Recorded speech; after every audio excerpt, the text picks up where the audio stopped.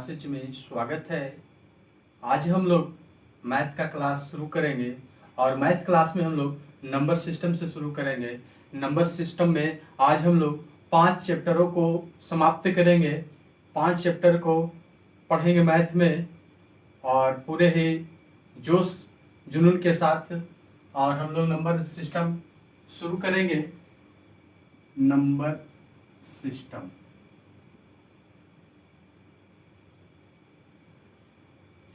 देखिए, सबसे पहले हम लोग जानेंगे कि नंबर सिस्टम में कौन कौन सा चैप्टर हम लोग पढ़ेंगे। सबसे पहला चैप्टर का आपका नाम है यूनिट डिजिट।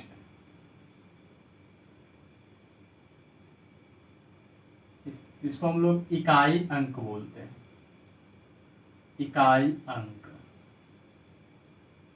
इसके बाद आपका है सेकेंड चैप्टर यूनिट डिजिट के बाद आपका सेकेंड चैप्टर शून्यांकों की संख्या, शून्यांकों की संख्या, number of zero, number of zero. आपका थर्ड चैप्टर है नंबर ऑफ जीरो के बाद हम लोग अगला चैप्टर गुणनखंड। यहाँ पे हम लोग सीखेंगे गुणनखंड में एक बार यहाँ पे कुल, सम, विषम में संख्या निकालना और योग निकालना सीखेंगे हम लोग। इसको हम लोग गुणनखंड में बोलते हैं फैक्टर। फैक्टर गुणनखंड का इंग्लिश रूपांतरण। नंबर ऑफ फैक्टर सीखेंगे और सम ऑफ फैक्टर सीखेंगे। यहाँ पर हम लोग नंबर ऑफ फैक्टर और एक बार सम ऑफ फैक्टर, गुणनखंडों का कुल योग, सम गुणनखंडों, विषम गुणनखंडों, कुल गुणनखंडों का संख्या और योग के बारे में हम लोग प्रश्न को हल करें। फोर्थ चैप्टर आपका है विभाज्य। चौथा विभाज्यता का नियम सीखेंगे। फिर पांचवा आपका टॉपिक है शेषफल प्रमेय। शेषफल प्रमेय, रिमाइंडर थ्योरम। डिजिबिलिटी यहाँ पे सीखेंगे कि कैसे भाग, कौन संख्या से कौन संख्या जो है किससे कटेगा। यहाँ पे हम लोग विभाज्यता में सीखेंगे कि 2 से कौन सा संख्या कटेगा, 3 से कौन कटेगा, 5 से कौन कटेगा, 4 से कौन कटेगा, 7 से कौन, 6 से कौन कटेगा, 9 से कौन कटेगा, रिमाइंडर थ्योरम। तो देखिए, नंबर सिस्टम में आज हम लोग 5 चैप्टर का सबसे पहले थ्योरी जानेंगे, कॉन्सेप्ट जानेंगे कि नंबर सिस्टम को कैसे बनाया जाता है।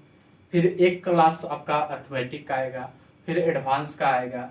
इस तरह से हम लोग एक एक वीडियो बनाएंगे जो आपका 1 से 2 घंटा का वीडियो रहेगा।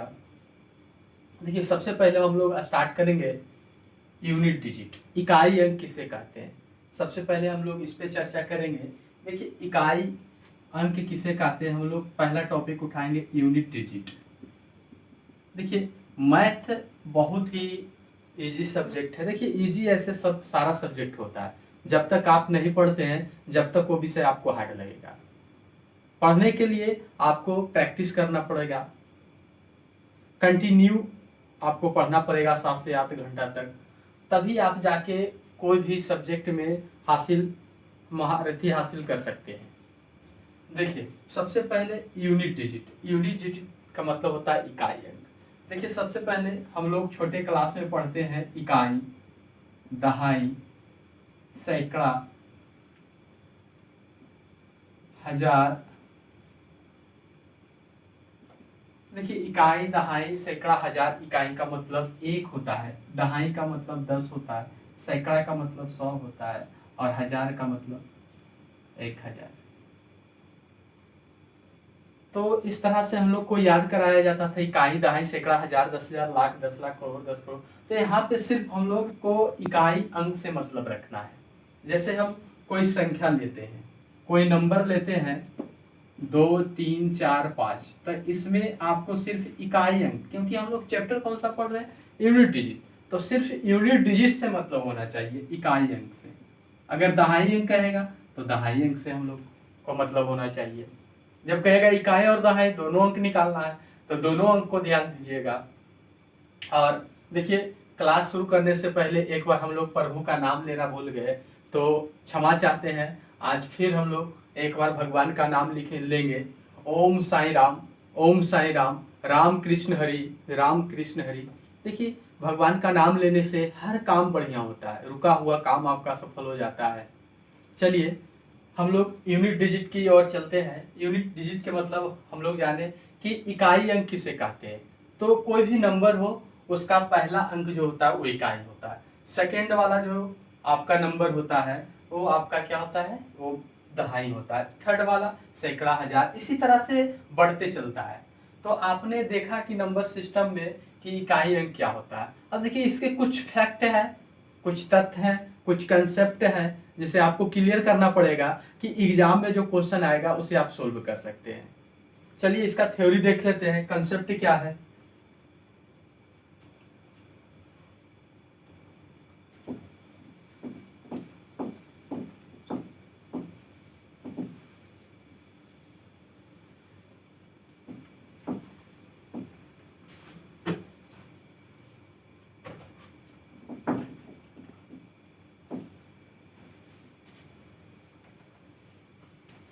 देखिए, मैथ सीखने के लिए सबसे पहले आपको कम से कम आपको काउंटिंग आना चाहिए, टेबल आना चाहिए 30 तक। इसके बाद आपको बढ़िया से जोड़, घटाव, गुणा, भागा, एलसीएम, एचसीएफ, ये सारा चीज आना चाहिए, तब आप मैथ सीख सकते हैं। देखिए, मैथ बहुत ही इजी सब्जेक्ट है। ऐसे सीखने के लिए आपको 5 चीज का जरूरत है। 5 चीज का जरूरत, सबसे पहले आपको टेबल होना चाहिए। टेबल के बाद आपको टेबल के बाद आपको जोड़ आना चाहिए, घटाव आना चाहिए, गुना आना चाहिए, भागा आना चाहिए। देखिए, इतना सारा चीज आपके पास रहेगा तो आप मैथ में एक अच्छे स्टूडेंट बन सकते हैं। देखिए, और मैथ को सीखने के लिए आपको प्रैक्टिस करना पड़ेगा, रोज अभ्यास करना पड़ेगा, तभी आप जाके मैथ सीखिएगा। और बहुत इजी है, आप करने लगिएगा तो आपको इजी लगने लगेगा। चलिए आज हम लोग देखते हैं यूनिट डिजिट में। सबसे पहले देखेंगे कि यूनिट डिजिट में किसका इकाई अंक चेंज नहीं होता है। यूनिट डिजिट इकाई अंक,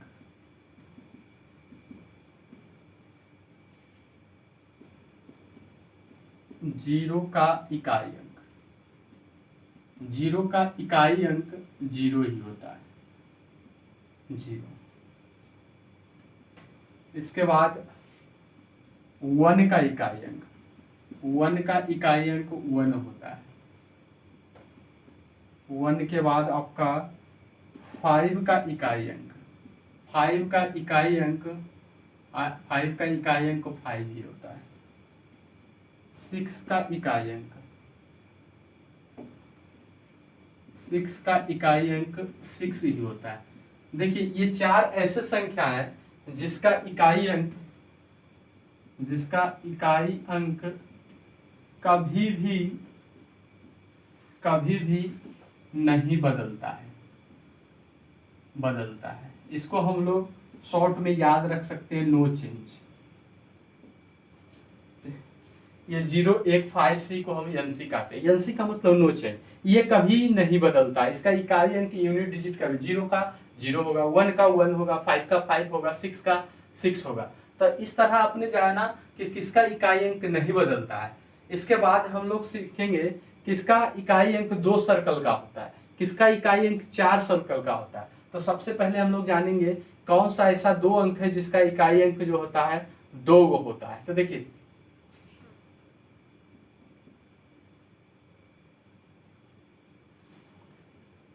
to circle of unit digit. तो देखिए, ये 4 का और 9 का, 4 और 9 का जो होता है 2 सर्कल चलता है, इसका 2 इकाई अंक होता है। सबसे पहले हम लोग लेंगे 4 का, 4 का। तो देखिए जब हम लोग पावर पावर सम रखेंगे और एक बार पावर विषम रखेंगे। सम का मतलब इवन नंबर और विषम का मतलब ऑड नंबर। जब पावर का मतलब होता है घात, एक चैप्टर है घात और घातांक। तो अगर कोई भी संख्या पे जब पावर हम लोग सम देंगे, कहने का मतलब है कि 4 पे पावर अगर 1 लेते हैं, सॉरी सम संख्या 2 होता है, तो 4 पर पावर 2 लेंगे तो इसका स्क्वायर हो जाएगा 16 और इसका इकाई अंक क्या हो जाएगा, इसका इकाई अंक आपका हो जाएगा, इसका इकाई अंक 6 हो जाएगा,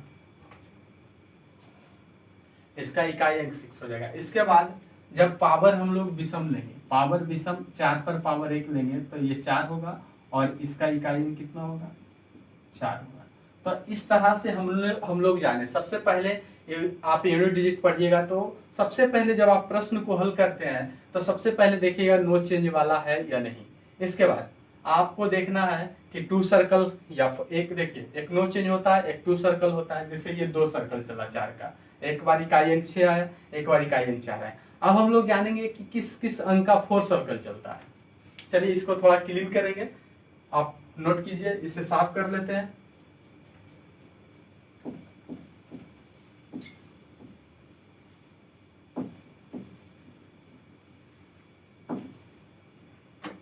देखिए बहुत ही मजेदार चैप्टर है और बहुत ही हल्का इसका कंसेप्ट है।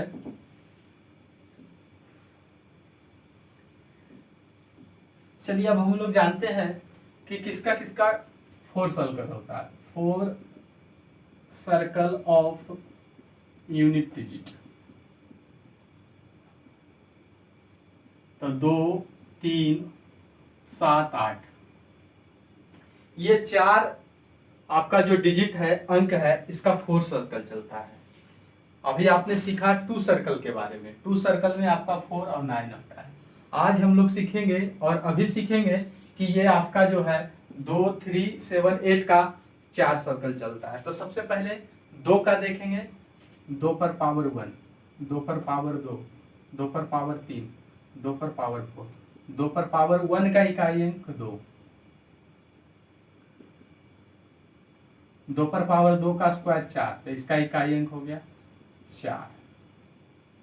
फिर 2 पर पावर 3, तो 2 गुने 3, तो इसका इकाई अंक 8। फिर 2 पर पावर 4 का मान 16 और इसका इकाई अंक हो गया 6।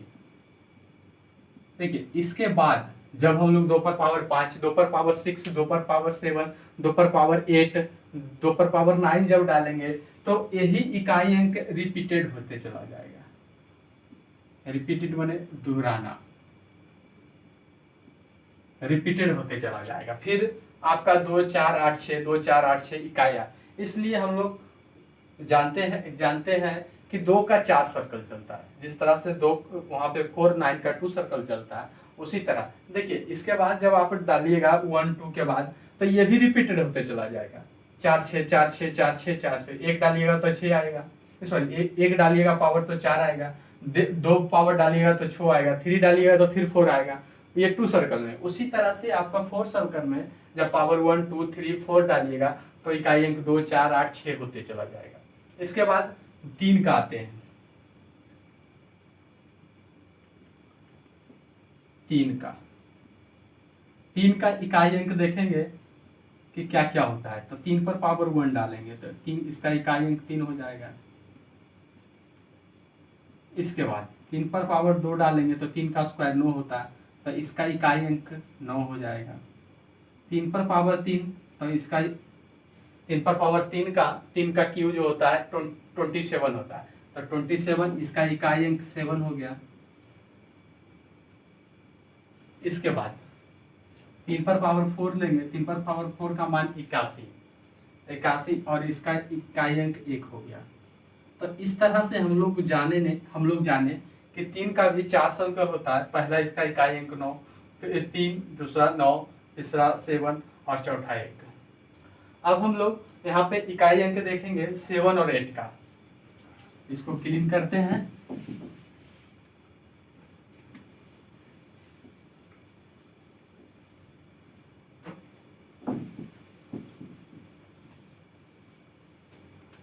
देखिए अब हम लोग इकाई अंक 7 का इकाई अंक देखिए, जब आप कॉन्सेप्ट समझ जाइएगा, थ्योरी आप समझ जाइएगा, तो कितना भी बड़ा क्वेश्चन क्यों ना हो नंबर सिस्टम में आपका बन ही जाएगा। देखिए 7 पर पावर 1, तो इसका इकाई अंक 7 हो जाएगा। फिर 7 पर पावर 2, 7 पर पावर 2 का मान 49 होता है 7 का, इसका इकाई अंक 9 हो जाएगा। फिर 7 पर पावर 3, 343, इसका इकाई अंक 3 हो जाएगा। इसका इकाई अंक कितना हो जाएगा? 3। फिर 7 पे पावर 4, तो इसका इकाई अंक 2401, इसका इकाई अंक आपका 1 हो गया। तो आपने देखा कि 7 का इकाई अंक 7 9 3 1 होता है। इसी तरह से हम लोग 8 का देख लेंगे। अब ये डिजिट सबसे लास्ट है 2 3 7 8 में सबसे 8 का बचा हुआ है। 8 का देख लेंगे कि 8 का इकाई अंक क्या क्या होता है। 8 का इकाई अंक देखिए 8 का इकाई है, तो सबसे पहले 8 पर पावर 1 डालेंगे, तो ये हो जाएगा 8। फिर 8 पर पावर 2 तो 64, तो इसका इकाई अंक 4। फिर 8 पर पावर 3 तो 512, इसका इकाई अंक 2। फिर 8 पर पावर 4 तो 40 0 9 6, इसका इकाई अंक 6।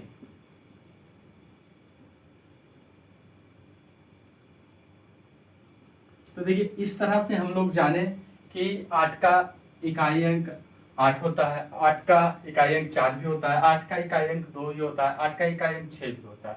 इसके बाद जो होता है रिपीटेड होने लगता है सभी में। ये जो है ये 2 3 7 8 का जो होता है, 2 3 7 8 के बाद ये इकाई अंक रिपीटेड होने लगता है। इसके पहले हम लोग ने देखा था नो चेंज, 0 1 5 और 6 का नो चेंज होता है। इसके बाद 2 सर्कल में 4 9 चलता रहेगा। और 2 3 7 8 में आपने देखा 2 का देखिएगा तो 2 4 8 6 होगा। फिर आगे बढ़ते जाइएगा, पावर डालने जाइएगा तो 2 4 8 6, इसलिए हम इसको 4 सर्कल कहते हैं। इसके बाद फिर 3 का 3 9 7 1, फिर पावर 5 डालिएगा, 6 डालिएगा, 7 डालिएगा तो 3 9 7 1, तो इसका 4 सर्कल होता है। इसका भी फिर ये रिपीटेड होते चला जाएगा। इसके बाद 7 का 7 9 3 1, फिर 5 डालिएगा, 6 डालिएगा, 7 डालिएगा, तो फिर यही अंक दूर आने लगेगा, तो फिर रिपीटेड होने लगेगा। तो इसी तरह से फिर 8 का ये सारा रिपीटेड होते चलेगा। अब हम लोग देखिए, अभी आपने इकाई अंक सीखा, अब हम लोग जानेंगे कि इसमें एक और सा टॉपिक है फैक्टोरियल। फैक्टोरियल में जैसे फैक्टोरियल 1 का मान क्या होता है, फैक्टोरियल 2 का मान क्या होता है, फैक्टोरियल 3 का मान क्या होता है, फैक्टोरियल 4 का मान कितना होता है, इस तरह से हम लोग सीखेंगे। इसे जरा आप लोग नोट कीजिएगा। चलिए इसको क्लीन करते हैं।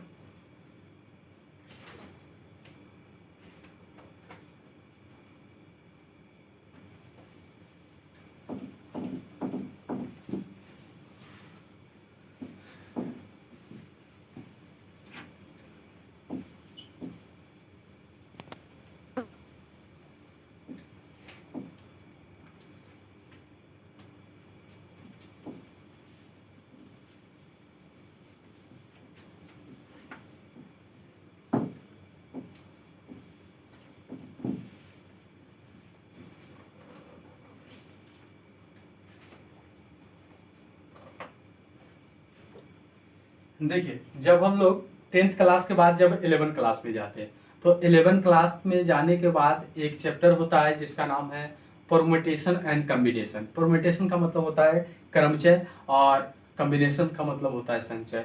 तो वही चैप्टर में हम लोग जानते हैं कि फैक्टोरियल क्या होता है, फैक्टोरियल 1 का मान क्या होता है, फैक्टोरियल 0 का मान क्या होता है, फैक्टोरियल 1/0 का मान क्या होता है। तो आज हम लोग सीखेंगे आपका यूनिट डिजिट चैप्टर में। चलिए देखते हैं। सबसे पहले परम्यूटेशन एंड कॉम्बिनेशन।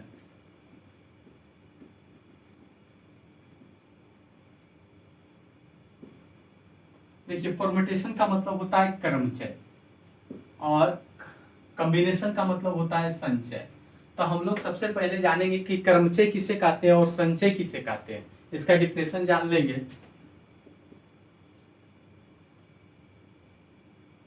क्रमचय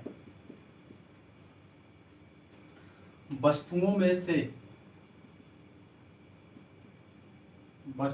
से कुछ या सभी को एक बार में एक साथ लेकर उन्हें सजाने की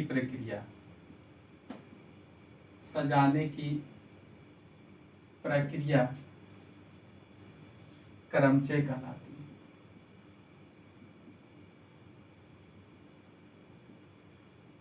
देखिए क्रमचय का डिफिनेशन होता है कि वस्तुओं में से कुछ या सभी को एक बार में एक साथ लेकर जब उन्हें सजाते हैं तो उस प्रक्रिया को क्या बोलते हैं, क्रमचय बोलते हैं। अब संचय के बारे में जानेंगे।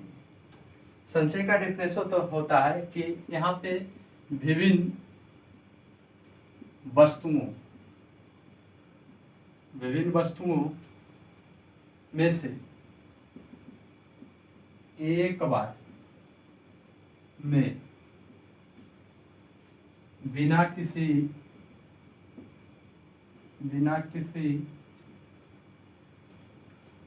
किसी कर्म को लिए, विभिन्न वस्तुओं में से एक बार बिना किसी कर्म को लिए कुछ या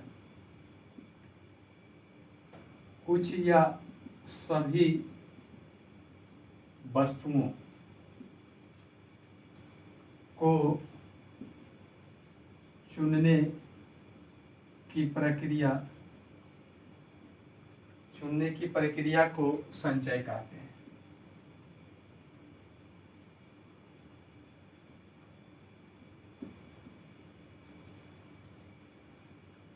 देखिए एक में होता है क्रमचय में क्या होता है कि सजाने की प्रक्रिया, और इसमें क्या होता है कि वस्तु में से कुछ या सभी को एक बार में एक साथ लेना है और उसको सजाना है, उसे हम क्रमचय कहेंगे। और संचय में क्या होता है कि वस्तु भिन्न वस्तु होता है, विभिन्न वस्तु होता है और उसमें से एक बार में बिना किसी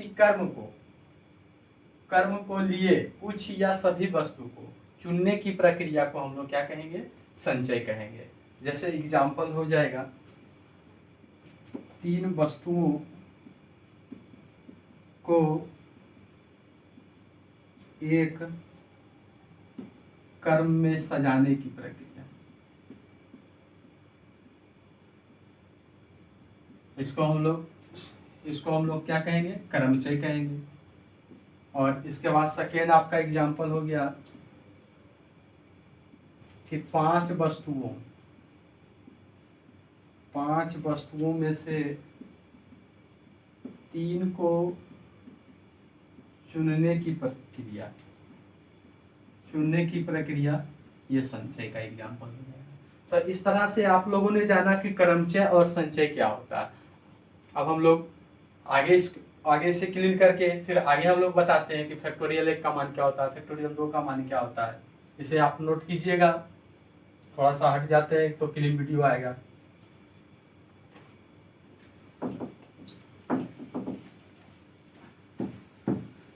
देखिए अगर हमारा वीडियो आप लोगों को पसंद आ रहा है तो हमारे चैनल को सब्सक्राइब कीजिए, हमारे वीडियो को लाइक और शेयर कीजिए और ज़्यादा से ज़्यादा लोगों के शेयर कीजिए हमारे वीडियो के, हमारे संस्था के बारे में बताइए। और आप लोगों के लिए प्रतिदिन हम लोग मेहनत कर रहे हैं और हमें सपोर्ट कीजिए, ज़्यादा से ज़्यादा लोगों को सब्सक्राइब कराइए।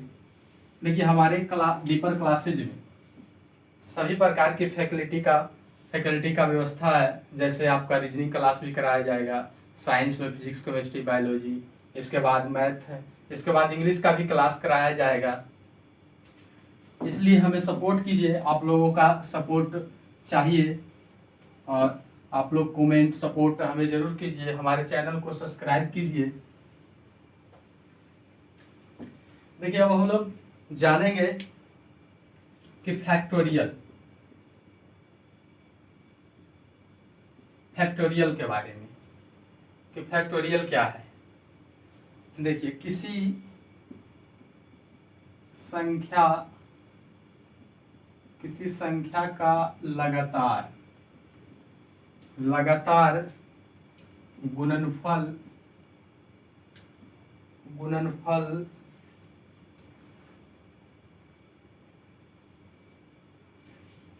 गुणनफल उस संख्या का फैक्टोरियल कहलाता है।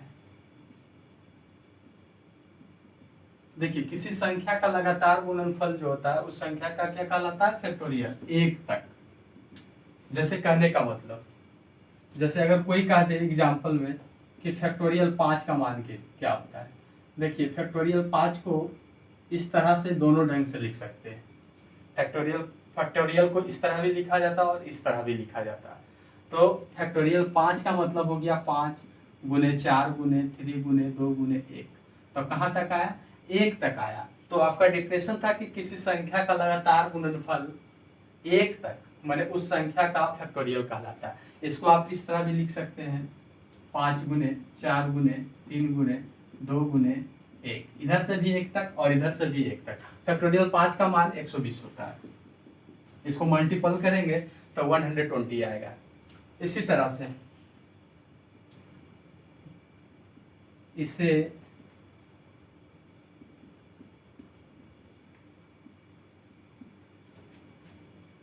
सूचित किया जाता है। देखिए फैक्टोरियल को इस चिन्ह से सूचित किया जाता है। इसका फैक्टोरियल का चिन्ह जो होता है इस तरह से होता है। हम लोग आगे जानेंगे कि फैक्टोरियल 1 का मान क्या होता है। तो देखिए हम लोग फार्मूला देख लेंगे कि क्या क्या फार्मूला इसका होता है। फार्मूले सबसे पहले फैक्टोरियल n। देखिए फैक्टोरियल n का मतलब क्या होता है कि n into n minus 1 n minus 2 n minus 3 dot 1 तक। क्योंकि फैक्टोरियल का परिभाषा से हम लोग को पता चलता है कि जो 1 तक जाए, किसी भी संख्या का लगातार गुणनफल कहाँ तक जाए, 1 तक जाए, ये आपका क्या कहलाता है, ये आपका फैक्टोरियल कहलाता है। देखिए फैक्टोरियल 1 का मान जानेंगे, फैक्टोरियल 0 का मान जानेंगे, फैक्टोरियल 3 का मान जानेंगे। इस तरह से हम लोग जानेंगे। सबसे पहले फैक्टोरियल 0 का मान 1 होता है। इसको आप ऐसे भी लिख सकते हैं और इस तरह से भी। फिर फैक्टोरियल 1 का मान, फैक्टोरियल 1 का मान 1 होता है। 1 बटा फैक्टोरियल ni का मान 0 होता है। तो देखिए फैक्टोरियल 0 का मान 1, फैक्टोरियल 1 का मान 1 और इसका 1 बटा फैक्टोरियल n का मान 0 होता है। इसके बाद फैक्टोरियल 1 का मतलब 1, फैक्टोरियल 2 का मतलब 1 गुने 2 या 2 गुने 1। फिर फैक्टोरियल 3 का मान 1 गुने 2 गुने 3 या फिर 3 गुने 2 गुने 1 बराबर 6। फैक्टोरियल 4 का मान 1 गुने 2 गुने 3 गुने 4 और इसके बाद 4 गुने 3 गुने 2 गुने 1 तक जाएगा। तो इसका मान हो गया 24। इसके बाद फैक्टोरियल 5 का मान 1 गुने 2 गुने 3 गुने 4 गुने 5 या 5 गुने 4 गुने 3 गुने 2 गुने 1। तो इस तरह से आपने देखा, इसका मान हो जाएगा 120। फैक्टोरियल 6 का मान 720, फैक्टोरियल 7, फैक्टोरियल 8, फैक्टोरियल 9, इसी तरह से बढ़ता चलेगा। फैक्टोरियल 7 का मान आपका हो जाएगा 50, 40। इसके बाद आपका फैक्टोरियल 40, 3, 2, 0। इसी तरह से आप 9 का निकाल लीजिएगा, 10 का निकाल लीजिएगा। तो आपका देखिए ये आपने देखा फैक्टोरियल का मान। देखिए ध्यान दीजिएगा कि फैक्टोरियल 4 के बाद, फैक्टोरियल का 4 के बाद जैसे आपने जाना, जैसे आपने यूनिट डिजिट पढ़, देखिए हम लोग यूनिट डिजिट पढ़ रहे हैं, तो फैक्टोरियल में भी रहेगा, जैसे फैक्टोरियल 24 पर पावर फैक्टोरियल 24 रहे और उसमें पूछे कि इसका इकाई अंक क्या होगा, तो हम लोग देखेंगे। जैसे एक एग्जांपल लेते हैं फैक्टोरियल में, कि क्वेश्चन रहे कि फैक्टोरियल 24 पर पावर फैक्टोरियल 24, क्वेश्चन इस तरह से लिखते हैं, फैक्टोरियल 24 पर पावर फैक्टोरियल 24 का इकाई अंक क्या होगा। देखिए सबसे पहले देखना है कि यहाँ पे आपको ध्यान देना है कि फैक्टोरियल 4 के बाद जो होता है 120, तो इसका इकाई अंक 0 हो जाता है। तो आप यहाँ देखिएगा 1, 2 और 6 और 4 में, तो 1 तो आपका नो चेंज होता है, क्योंकि जब फैक्टोरियल 1 रहेगा उसका 1 का तो 1 ही होगा, 6 का 6 ही होता है। अब है आपका सॉरी फैक्टोरियल 3, 1 का मान 1 ही होगा, फैक्टोरियल 3 रहेगा तो 6, तो अगर इकाई अंक आपका 1 आ जाए, 2 आ जाए, 6 आ जाए, तो आपका 1 का तो नो चेंज होगा, 6 का नो चेंज होगा, फिर 2 का 4 सर्कल चलेगा, 4 का 2 सर्कल चलेगा, और 0 भी नो चेंज होता है, 1 और 0 इसमें नो चेंज, और 6 और 4 का 6, 1, 6 और 0 ये नो चेंज होगा, 2 का 4 सर्कल और 4 का भी 2 का 4 और 4 का 2 सर्कल चलेगा।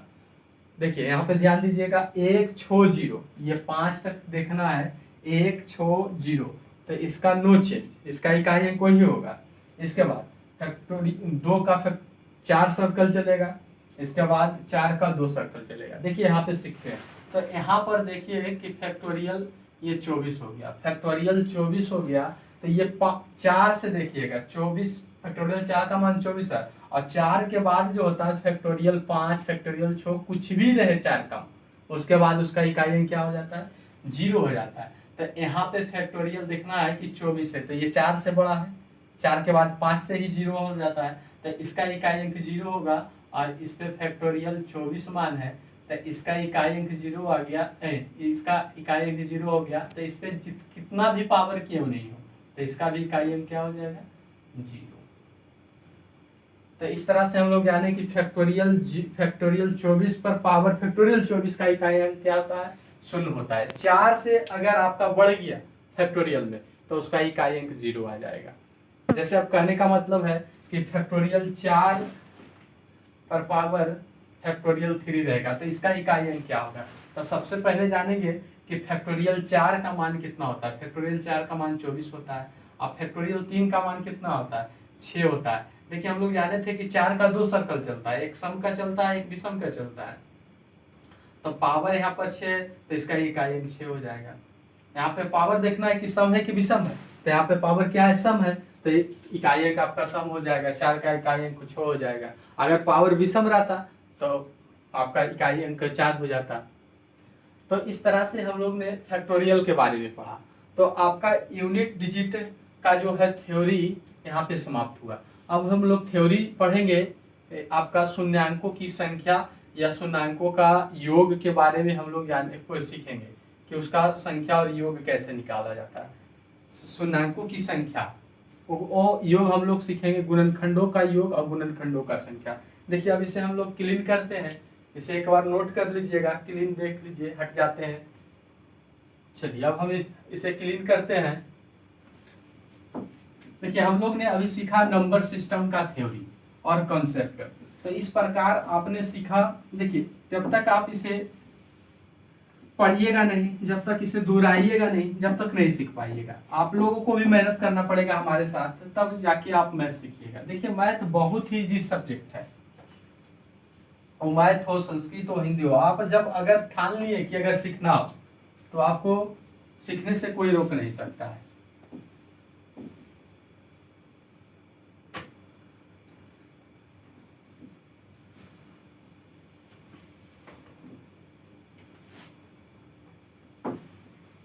चलिए अब हम लोग देखते हैं शून्यांकों की संख्या। देखिए सीखेंगे कि शून्यांकों की संख्या कैसे निकाला जाता है। शून्यांकों की संख्या, number of zero. Number of zero का कॉन्सेप्ट देखेंगे, इसका कि क्या होता है, कैसे निकाला जाता है नंबर ऑफ जीरो का। देखिए सबसे पहले हम लोग जानेंगे कि शून्यांक माने शून्य का निर्माण कैसे होता है। शून्यांक 2 तथा 5 का गुणनफल 2 और 5 के अभाज्य गुणनफल में बनता है।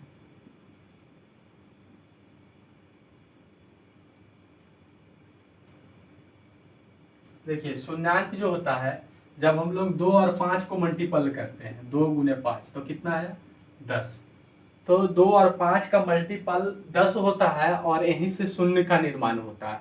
अब देखिए 2 के साथ अगर 4 रहे तो इसका इस 2 की जगह पे 4 रहे तो इसका भी आपका शून्य का निर्माण हो जाएगा। अब 4 की जगह पे फिर 8 रहे, 6 पहले 6 रहेगा और मल्टीपल में 5 रहेगा तो यहाँ भी शून्य का निर्माण होगा। फिर 8 रहेगा तब भी यहाँ पे शून्य का निर्माण होगा। 10 रहेगा, 12 रहेगा तो यहाँ पे आपका शून्य का निर्माण होगा। तो इस तरह से आपने देखा कि इकाई अंक में 2, 4, 6, 8 अगर रहे, 0 भी रहेगा तो उसको कोई भी संख्या को जब 0 से हम लोग गुना करते तो 0 हो जाता। तो इसका इकाई अंक शून्य, इस यहाँ पे शून्य का निर्माण होता है। अब हम लोग आगे देखेंगे शून्यांक के बारे में कि शून्यांक का प्रश्न को किस तरह से हम लोग हल करेंगे। तो एक एग्जाम्पल 1-2 दे देंगे। जिस तरह से हम लोग ने यूनिट डिजिट में एक एग्जाम्पल लिया था फैक्टोरियल के बारे में, ऐसे बहुत सारा एग्जाम्पल लेना था, लेकिन सबसे पहले हम लोग कंसेप्ट को क्लियर करेंगे, इसका तरीका जानेंगे कि कैसे निकाला जाता है, इसका फंडामेंटल क्या है, इसका बेसिक क्या है, इसको सीखना बहुत जरूरी है मैथ में। अगर आपका ये क्लियर है, कंसेप्ट क्लियर है, उसको समझ रहे हैं कि यूनिट डिजिट क्या होता है, यूनिट डिजिट में क्या निकाला जाता है, किस प्रकार का प्रश्न होता है फैक्टोरियल में होता है, 2 का कितना सर्कल चलता है, 3 का कितना सर्कल चलता है, कौन सी संख्या नो चेंज होता है, किसका 2 सर्कल चलता है, तो आपको कंसेप्ट क्लियर रहेगा तो आपका नंबर सिस्टम में कोई दिक्कत नहीं होगा। इस तरह से हम लोग शून्यांकों की संख्या जानेंगे। तो देखिए शून्यांकों की संख्या में आपने देखा कि प्रत्येक संख्या के साथ 5 गुना है। जब तक 5 गुना नहीं होगा जब तक शून्य का निर्माण नहीं होगा। तो 2 और 5 ऐसे अभाज्य संख्या है जिनका गुणनफल जो क्या होता है शून्य होता है। जैसे 2 × 5 = 10 तो इसका गुणनफल कितना है 10 आया, तो इसका इकाई अंक कितना हो गया शून्य हो गया। इसी तरह से हम लोग सीखेंगे, देखिए इस तरह से हम लोग सीखेंगे कि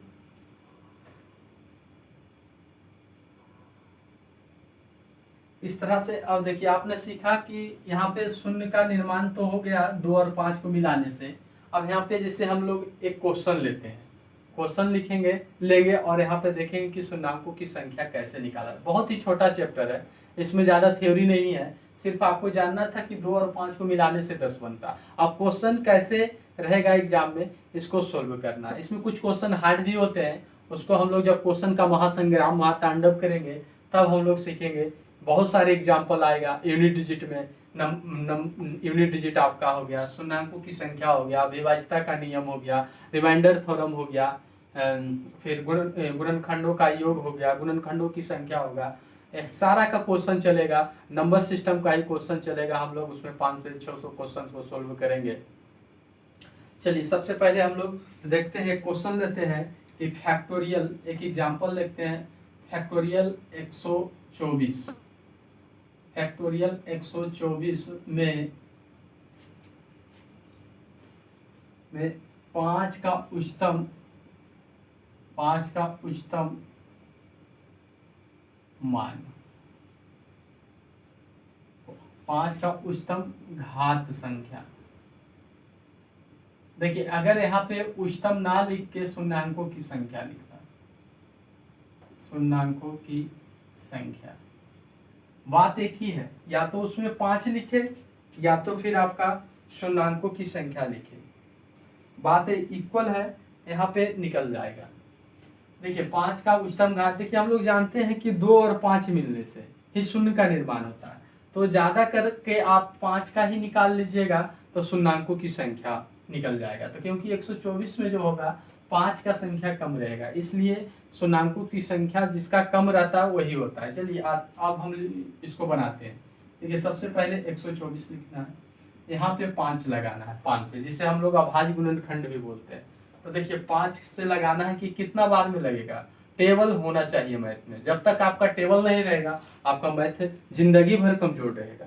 आपको अगर सीखना है तो टेबल जरूरी आपको होना चाहिए मैथ में। एक बढ़िया स्टूडेंट बनना है मैथ का तो टेबल, जोड़ घटाव गुना भागा ये सब जरूरी आपको आना चाहिए। चलिए इसको लगाएंगे 24 पचे 20 से।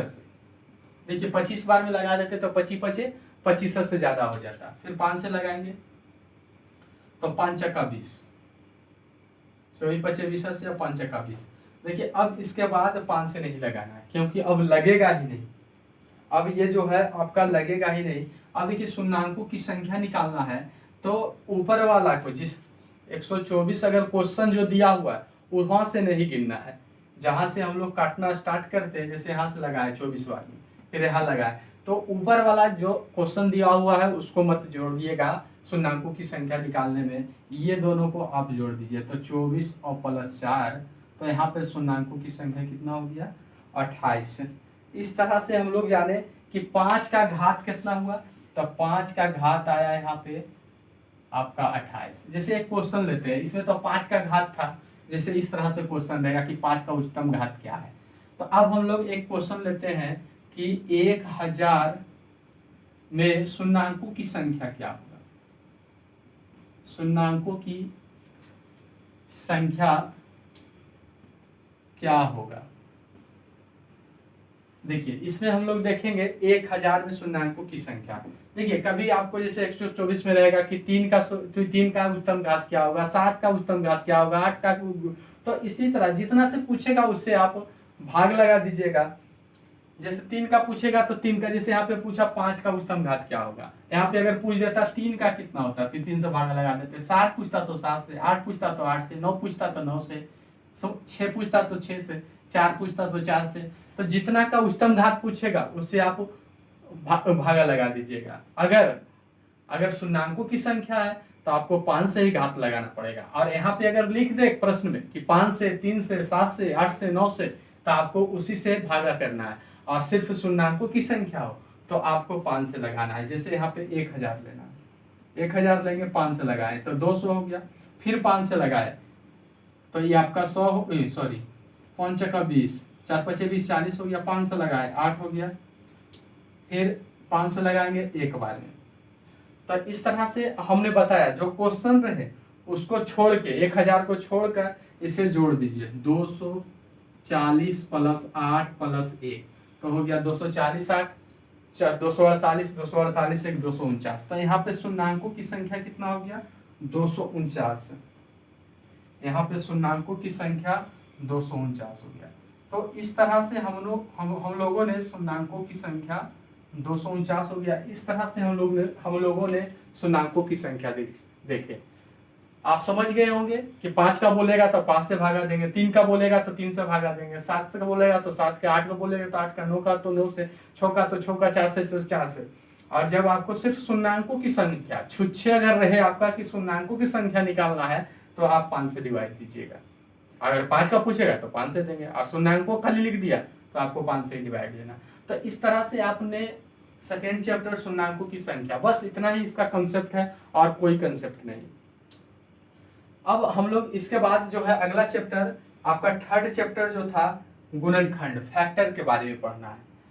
तो हम लोग देखिए हम लोग इसको दो वीडियो में सोचेंगे कि इस थ्योरी को समाप्त किया जाए। एक वीडियो में क्या होगा कि लंबा हो जाएगा और ज़्यादा आप बोर हो जाइएगा।